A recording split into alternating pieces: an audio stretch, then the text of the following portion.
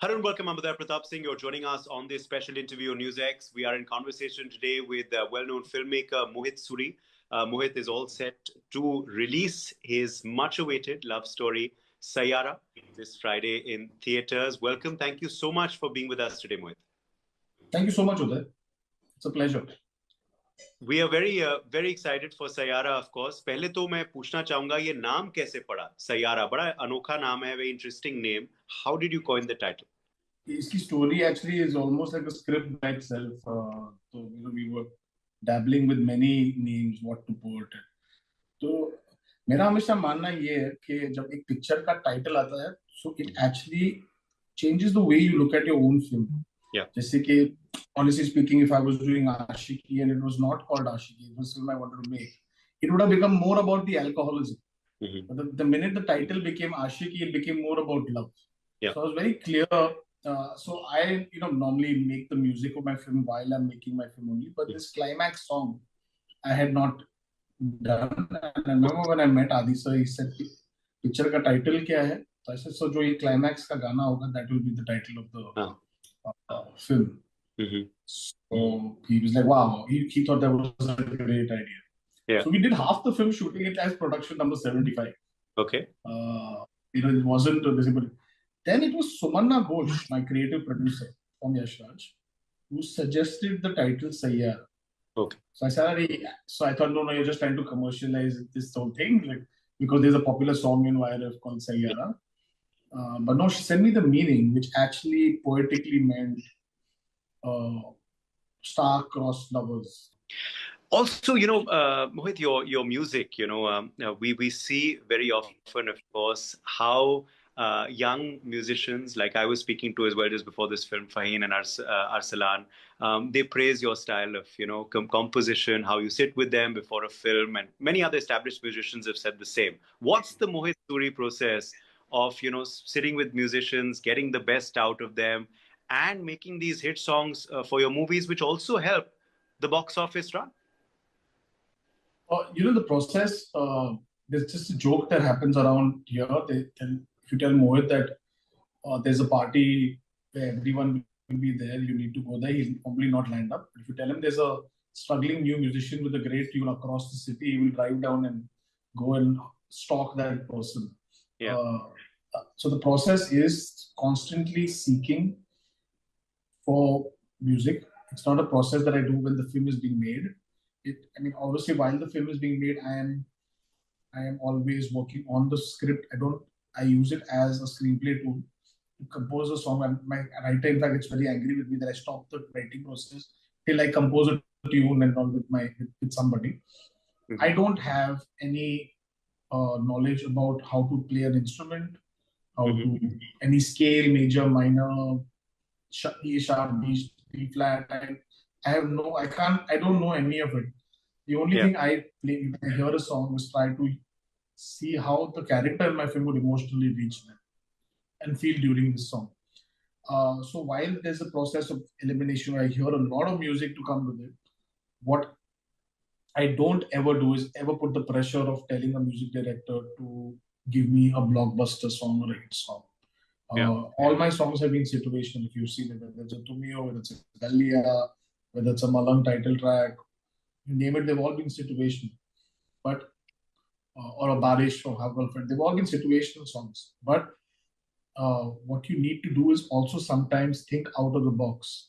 Like essentially, if everyone in the happiest moment, the couple gets together, I put a Tumio.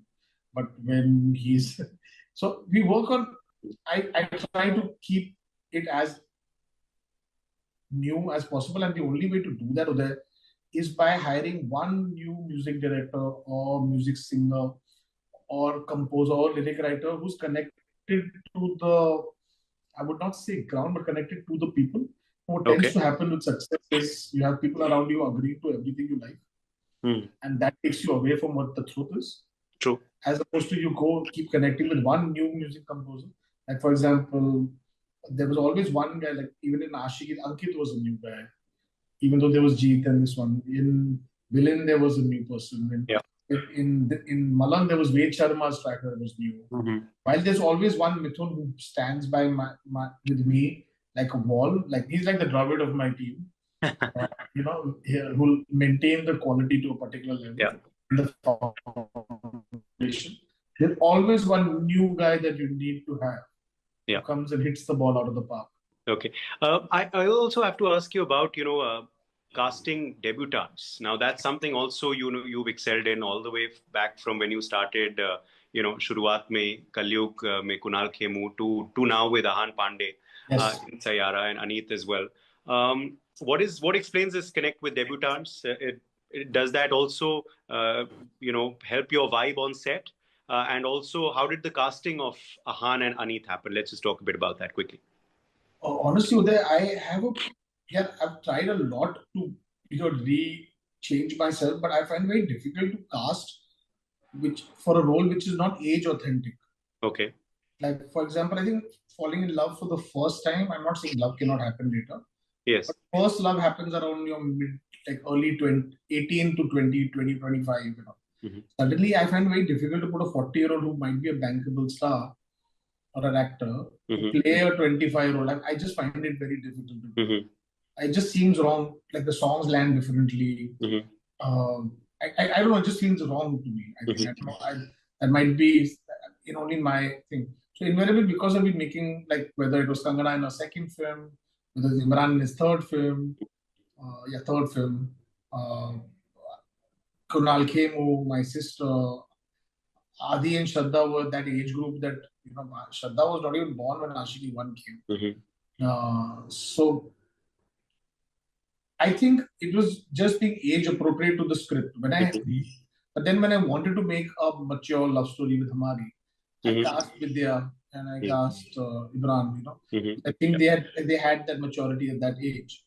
So I think it's a script that demands it. I'm not someone who it's consciously said I would. Like in this film, it was a great story. I mean, I really put in my voice into this film, and I really wanted this film to be made.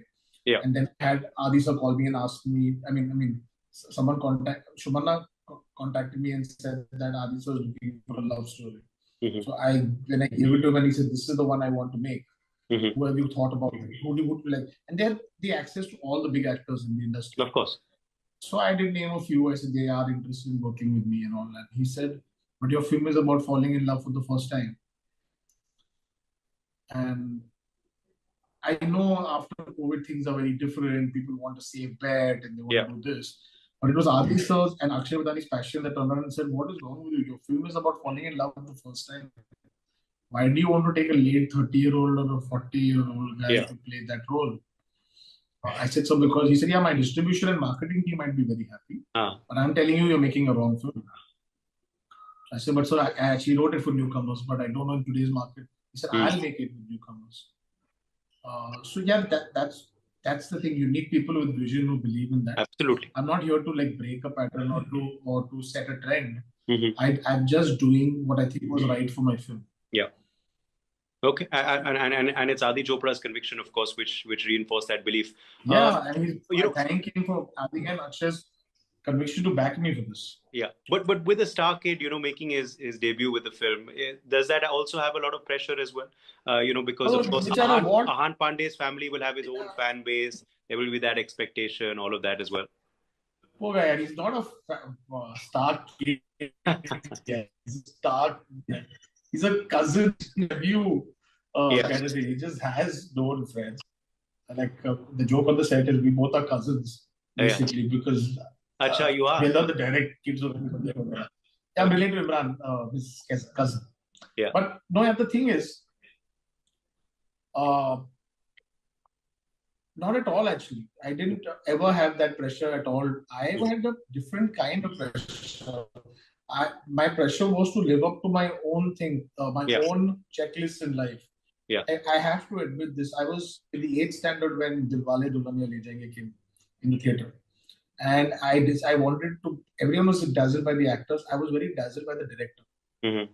Because I was like, I want to make a film like this. I want to make a film that is so cool, but at the same time connected to India and stuff like that, Okay. And and Adi sir was at 24 or something at that time when he made that film. I'm not sure, very young. So I was very dazzled by this whole, wow, how did he do this kind of thing? And if life comes a whole circle, now I'm making a love story for them. Mm-hmm. So for me, it was to live up to your own benchmarks in life rather than anything else. And I was just hoping to do that. That was the bigger pressure rather than because I was confident. Yeah, I was confident about myself with these kids. I was confident, and I'm not taking the credit away from them. But I had sat and spent that time with them and seen how they are. Now all I have to do is to live up to my own checklist in life and deliver a good film. Yes. Many fans, though, want you to work with another cousin of yours. They keep asking for it online. That's Alia Bhatt. Could we see that collaboration happening soon? I would love to work with Alia Bhatt at the drop of anything. The only thing is, I think she's such a brilliant, not just a star, but and as an actor. So she's.